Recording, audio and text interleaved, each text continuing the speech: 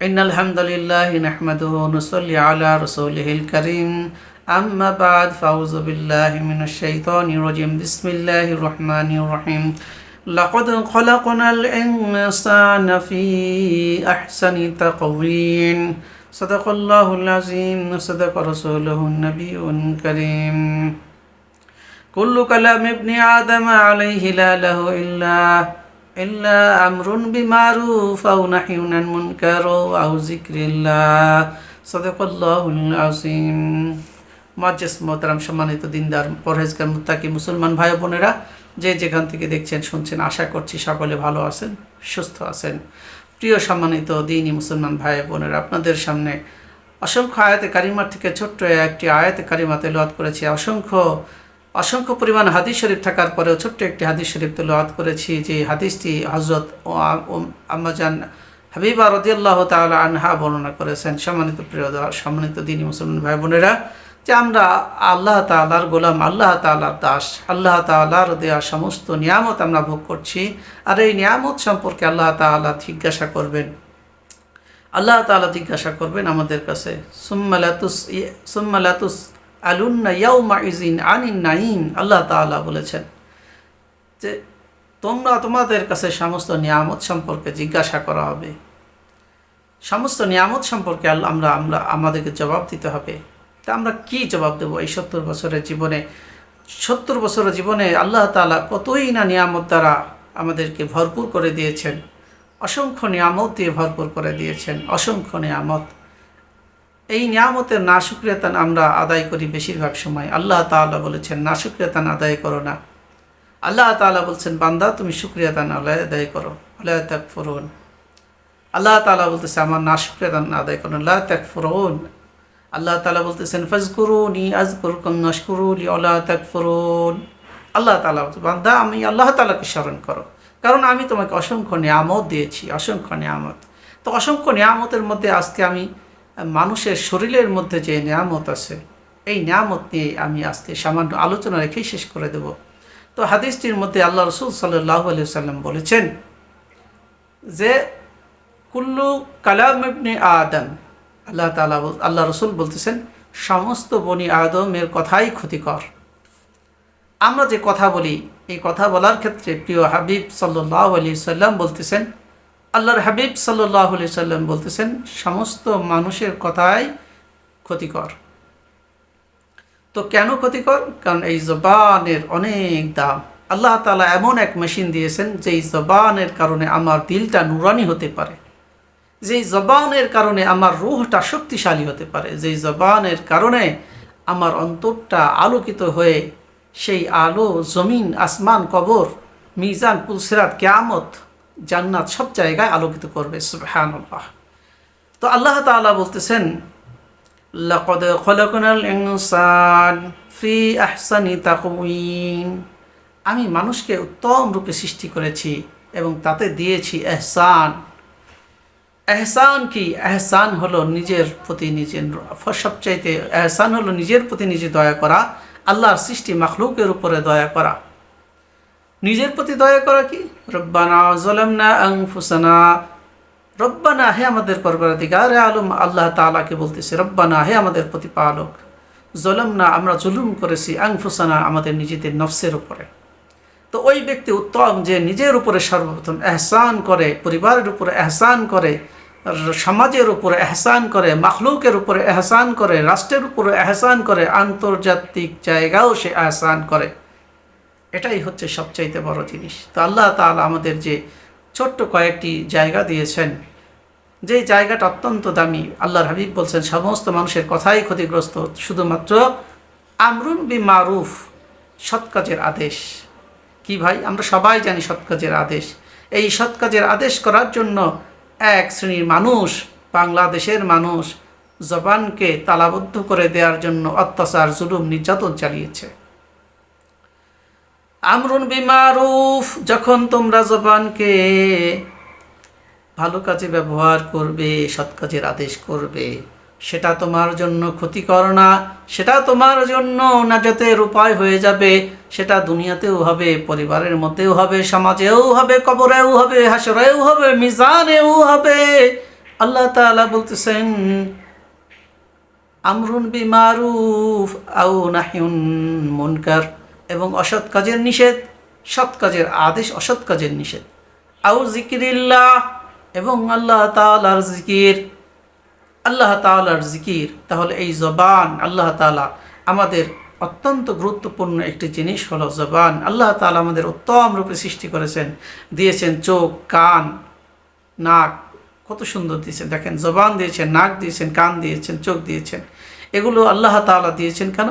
এই সমস্ত কিছুর মধ্যে এই তিনটা জিনিস অত্যন্ত গুরুত্বপূর্ণ। তিনটা জিনিস অত্যন্ত গুরুত্বপূর্ণ, সেটা হচ্ছে কান, চোখ এবং জবান।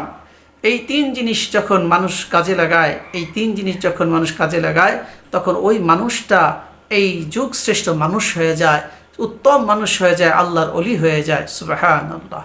আমরা যদি আল্লাহর অলি হতে চাই, তাহলে তিনটি জিনিসকে যদি আমরা কাজে লাগাতে পারি, তো আল্লাহ তাআলা আমাদেরকে অলি হিসেবে গ্রহণ করে নেবেন। সুবহানাল্লাহ। একটা দেশের মধ্যে যেমন তিন জায়গা দিয়ে খাবার আসে, একটা দেশের মধ্যে সরকারি খাজানার মধ্যে তিন জায়গা দিয়ে খাবার আসে। একটা হলো জলপথ, একটা হলো স্থলপথ, আর একটা হচ্ছে আকাশপথ। মানব দেহের মধ্যে ছোট্ট একটি গোশতের টুকরা আছে। আল্লাহর হাবিব বললেন আউ জিক্রিল্লাহ, এবং যারা আল্লাহ তাআলা জিকির করে এরা ব্যতীত সবাই ক্ষতিগ্রস্ত আছে। সব কথাই মানব জীবনের ক্ষতিকর, শুধুমাত্র সৎ কাজের আদেশ, অসৎ কাজের নিষেধ এবং আল্লাহ তাআলার জিকির ব্যতীত, এই তিন জিনিস ব্যতীত সব কথাই মানুষের জন্য ক্ষতিকর। তাহলে এই জবানকে আল্লাহ রসুল কি বলতেছেন? এই জবানকে বলতেছেন, এই জবান দিয়ে তোমরা জান্নাত কামাই করে নাও। পৃথিবীতে এমন একটা মেশিন আছে, যে মেশিন 24 ঘন্টা চলতে থাকে, কোনোদিনও তেল পানি লাগে না, কোনোদিনও বিশ্রাম নেয় না। বিশ্রাম নেয়? এই জবান দিয়ে আল্লাহ আল্লাহ বলেন, এই জবান দিয়ে কত কথা বলেন, পরিবারের সাথে কথা বলেন, বন্ধু বান্ধবের সাথে কথা বলেন, কত মানুষের সাথে কথা বলেন, তারপরও এই জবান কখনো রেস্ট নেয় না। একটা মানুষ 2 ঘন্টা 3 ঘন্টা একাধারে কাজ করার পরে সে একটু 10 মিনিট রেস্ট নেয়, কিন্তু এই জবান শুধু চলছেই চলছেই চলছেই, কোনো রেস্ট নাই। সুতরাং এই জবান দিয়ে গীবত শিকায়েত না, এই জবান দিয়ে যখন আল্লাহ তাআলার জিকির করব, সৎ কাজের আদেশ করব, অসৎ কাজের নিষেধ করব, এই নূরটা আমার কলবের মধ্যে ঢুকবে। যেমন করে স্থলপথ দিয়ে খাবার আসে বিদেশ থেকে, বিভিন্ন দেশ থেকে স্থলপথ দিয়ে খাবার আসে, মানব দেহের মধ্যেও একটা জায়গা আছে, সেটা হলো কলব। রাজধানী, একটা রাজধানী, মানব দেহের রাজধানী হচ্ছে কলব। এই কলবের ভিতরে জবান দিয়ে, লিসান দিয়ে ইচ্ছে করলে আপনি ভালো খাবারও পাঠাতে পারেন, খারাপ খাবারও পাঠাতে পারেন, ভালো খাবারও পাঠাতে পারেন, খারাপ খাবারও পাঠাইতে পারেন।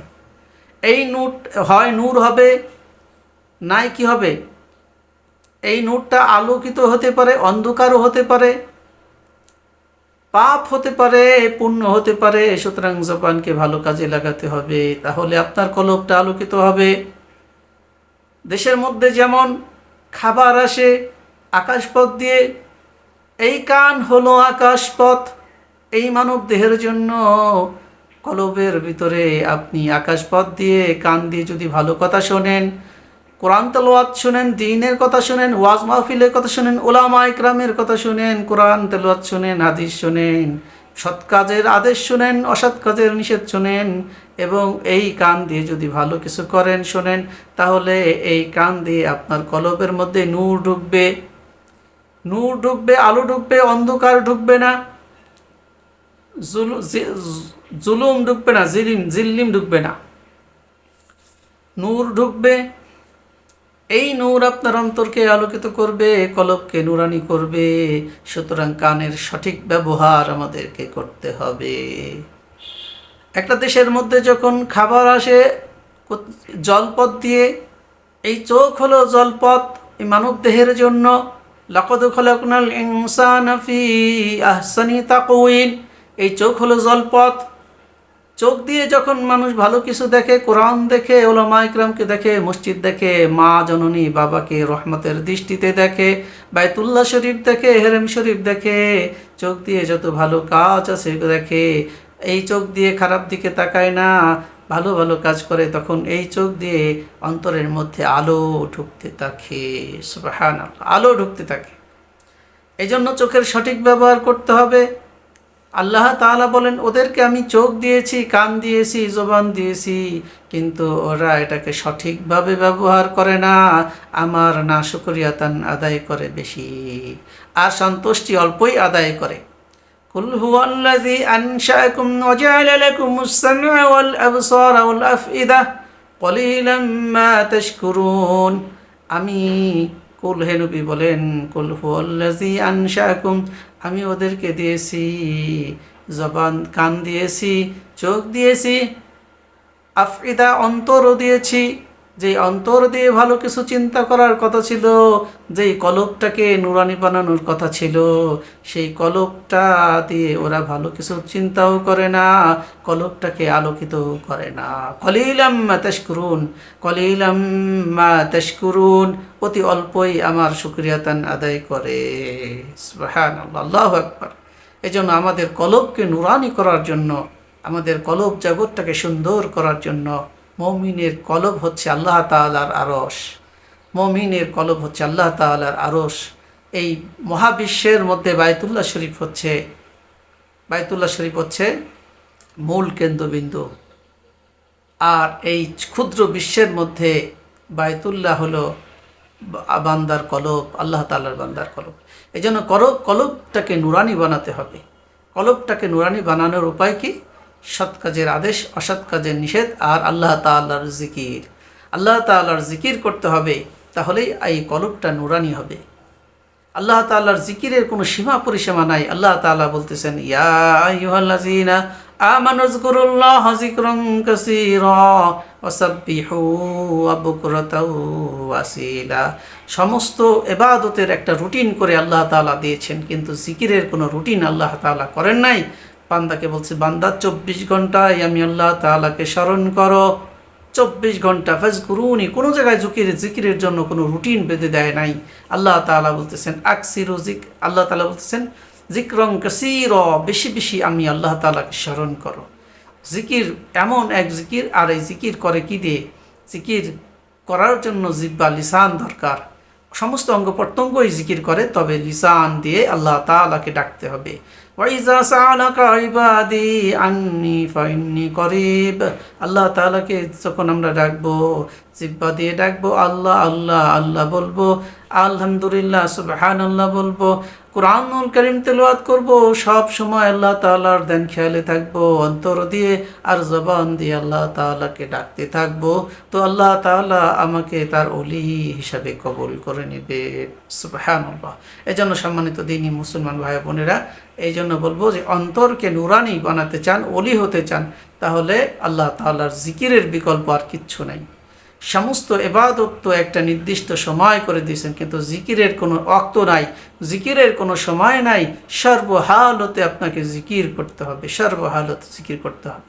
আল্লাহ তাআলা বলতেছেন, আল্লাযীনা ইয়াযকুরুনাল্লাহা কিয়ামান ওয়া কুউদান ওয়া আলা জুনুবিহিম ওয়া ইয়াতাফাক্কারুনা খালকাস সামাওয়াতি ওয়াল আরদ। আল্লাহ তাআলা বলছে, যারা আমি আল্লাহ তাআলার জিকির করে, ইয়াযকুরুনাল্লাহা কিয়ামান, দাঁড়ায় করে, বসে করে, শুয়ে শুয়ে করে, সর্ব অবস্থায় আমি আল্লাহ তাআলাকে ডাকতে থাকে। মানুষ 3 অবস্থা হয়, দাঁড়ায় থাকে, বসে থাকে, শুয়ে থাকে। এই 3 অবস্থার কথা আল্লাহ তাআলা বলেছেন, প্রশংসা করেছেন। তো এই 3 অবস্থায় যারা জিকির করবে, তাদের কলবকে নুরানি করবে, তো আল্লাহ তাআলা তাদেরকে প্রশংসা করতেছেন। আল্লাহ তাআলা বলতেছেন, ইয়াউমা লা ইয়ানফাউ মালুন ওয়ালা বানুন ইল্লা মান আতাল্লাহ বিকলবিন সালিম। বান্দা, কিয়ামতের কঠিন ময়দানে ধন সম্পদ, টাকা পয়সা কোনো কিছু কাজে আসবে না। যারা পরিষ্কার অন্তর নিয়ে আমি আল্লাহ তাআলার কাছে আসবে, যারা জিকির করে আমি আল্লাহ তাআলার কাছে আসবে, যারা জিকির করতে করতে, বেশি বেশি জিকির করতে করতে অন্তরকে পাক পবিত্র করে আমি আল্লাহ তাআলার কাছে কিয়ামতের মাঠে হাজিরা দিবে, সেই দিনই তারা সফলতা অর্জন করবে। উলাইকা আলা রাব্বিহিম ওয়া উলাইকা হুমুল মুফলিহুন।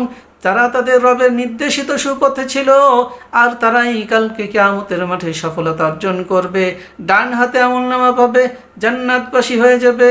কিয়ামতের কঠিন ময়দানেও তাদের কোনো ভয় চকবে না। ওয়ালা খাউফুন আলাইহিম ওয়ালা হুম ইয়াহজানুন, তারা কোনো চিন্তাও করবে না, ভয়ও করবে না। নিজেদের আমলনামা সবাইকে দেখাতে থাকবে, সবাইকে খুশি হয়ে দেখাতে থাকবে। প্রকৃত সফলতা তারাই যারা জান্নাতের সার্টিফিকেট পাওয়া যাবে। সুবহানাল্লাহ। আল্লাহ তাআলা আমাদের এই কথাগুলো বোঝার তৌফিক দান করেন। আজকের মূল আলোচনা 3টি অর্গান, কান, চোখ এবং জবান, এই 3 জিনিসকে আমরা ভালো কাজে ব্যবহার করব।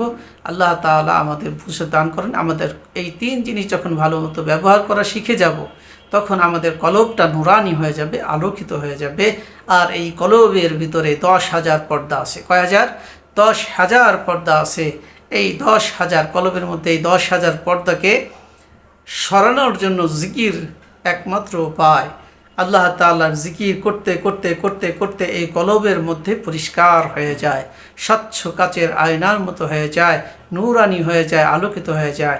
আল্লাহ তাআলা যাকে ইচ্ছা তাকে কলবকে নুরানি করে দিতে পারেন মুহূর্তের মধ্যে। কারো বছরের পর বছর লাগে, আবার কারো আল্লাহ তাআলা অল্প সময় মুজাহাদা করার কারণে, চেষ্টা করার কারণে আল্লাহ তাআলা তার অন্তরকে পরিষ্কার করে দেন। এজন্য আমরা কলবকে নুরানি বানাবো, এবং কলবকে নুরানি বানানোর জন্য যে প্রয়াস, চেষ্টা, এটা আমরা করব এবং মেহনত করব কলবকে নুরানি করার জন্য, যাতে করে 10,000 এই পর্দা, জুলুমতের পর্দা, অন্ধকারের পর্দা রয়েছে, এই পর্দাগুলোকে, কারণ ছোটোবেলায় জন্ম হওয়ার পরে, বালেগ হওয়ার পরে অনেক ইবাদত ছুটে গেছে, অনেক গুনাহ হয়ে গেছে, এজন্য পর্দাগুলো অনেক বেশি পড়ে গেছে। এজন্য আল্লাহ তাআলার কাছে বলবো, আল্লাহ কোটি কোটি নেকি আলো দিয়ে আমার কলবকে, হাজার হাজার কোটি কোটি কোটি বিলিয়ন কোটি দিয়ে, নূর দিয়ে আমার কলবটাকে আলোকিত করে দাও, সমস্ত জুলুমতের পর্দাগুলোকে দূর করে দাও। এই জন্য আমাদের জিকির করতে হবে, কারণ আমরা সারা জীবন জিকির করলেও পরিষ্কার হবে না যদি আল্লাহ তাআলা না চান। এই জন্য আল্লাহ তাআলার কাছে চাইতে হবে দোয়ার মাধ্যমে যে আল্লাহ, আমি তো চেষ্টা করতেছি, আল্লাহ এত পর্দা পড়েছে, অন্ধকার পড়েছে, এই সামান্য জিকির করলে আল্লাহ যাবে না তুমি যদি না চাও। এজন্য রব্বে কারীমের দরবারে আমরা সবাই চাবো যে আমাদের কলবটা নুরানি করার জন্য। যখন কলবটাকে নুরানি করব, লাভ কি, ফায়দা কি? কলবে নুরানি করলে কবরের মধ্যেও ফায়দা, আখিরাতে কিয়ামতের মাঠে ফায়দা। এবং এই কলব নুরানি করলে আমরা এই কলব দিয়ে জাহান্নামের কিছু দৃশ্য আমরা চোখ বুঝলেই ওলামায়ে কেরাম বলেছেন, এটা আমার কথা না, চোখ বুঝলেই জিন সম্প্রদায়কে দেখা যাবে, জিন সম্প্রদায়কে দেখা যাবে, জিনরা যে আগুনের তৈরি, জিনদেরকে দেখা যাবে। এবং এই 10,000 পর্দাগুলো সরে গেলে জিন জাতিকে দেখা যাবে। এবং এই 10,000 পর্দা সরে যাওয়ার পরে হযরত আশরাফ আলী থানভী এবং অন্যান্য কিতাবের মধ্যে আছে যে এরকম আমাদের যারা বুজুর্গানে দ্বীন আছেন, ওলামায়ে মাশায়েখ, তাদের অনেক বক্তব্য আছে এই বিষয়ে।